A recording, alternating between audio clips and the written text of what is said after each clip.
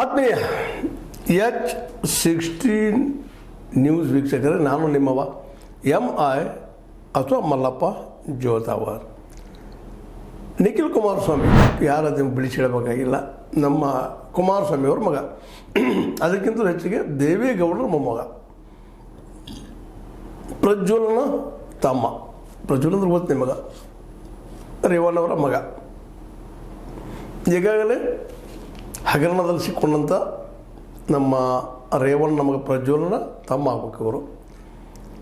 ಒಟ್ಟಾರೆ ಇಲ್ಲಿ ಹೇಳೋ ಉದ್ದೇಶ ಏನಪ್ಪ ಅಂತಂದ್ರೆ, ಇವತ್ತು JDS ಫ್ಯಾಮಿಲಿ ಪಕ್ಷ ಆಗ್ಯದ ಅಂತೇಳಿ ಆರೋಪ ಮಾಡ್ತಾರೆ ಅಂತ ಇವ್ರು ಹೇಳ್ತಾ ಇದ್ದಾರೆ. ಇವತ್ತು ಈ ನಮ್ಮ ದೇವೇಗೌಡರ ಪಕ್ಷದಲ್ಲೇ ಅವ್ರ ಫ್ಯಾಮಿಲಿ ಬಿಟ್ಟು ಯಾರು ಲೀಡರ್ಶಿಪ್ ಅದಾರ ಅಂತ ಪ್ರಶ್ನೆ ಮಾಡ್ಕೊಳ್ಬೇಕಾಗಿದೆ. ಅವ್ರಿಗೆ ಹೊರ ಮಾಡ್ಕೊಳ್ಳಿ, ಫ್ಯಾಮಿಲಿ ಪಕ್ಷ ಹೌದು ಅನ್ನೋದು ಅವ್ರು ಡಿಸೈಡ್ ಮಾಡಿ ಇರಲಿ, ಅದೇನೂ ಇರಲಿ. ಈಗ ಜನರೊಂದಿಗೆ ಜನತಾ ದಳ ಅಂತೇಳಿ ಹೊಸ ಒಂದು ನಾಮಕರಣ ಮಾಡ್ತಾಯಿದ್ದಾರೋ, ಅದು ಇಡೀ ರಾಜ್ಯ ತುಂಬ 58 ದಿನ ತುಮಕೂರಿನಿಂದ ಮತ್ತು ಮರಳಿ ಮೈಸೂರಿಗೆ ಬಂದು ಹತ್ತುವ ತನಕ ಒಂದು ಮೂಮೆಂಟ್ ಮಾಡ್ತಾಯಿದ್ದಾರೆ. ಜನರೊಂದಿಗೆ ಹೋಗಬೇಕು, ಭೇಟಿ ಆಗಬೇಕು, ಮರಳಿ ಪಕ್ಷವನ್ನು JDS ಕಟ್ಟಬೇಕು, ರಾಜ್ಯದ ಪ್ರಾದೇಶಿಕ ಪಕ್ಷವನ್ನು ಬಲಿಷ್ಠ ಮಾಡಬೇಕು ಅನ್ನೋಂಥ ಉದ್ದೇಶ ಅವರದು. ಭಾಳ ಒಳ್ಳೆಯದು, ಇದನ್ನು ಏನೋ ಮಾಡಬೇಕಾಗಿತ್ತು.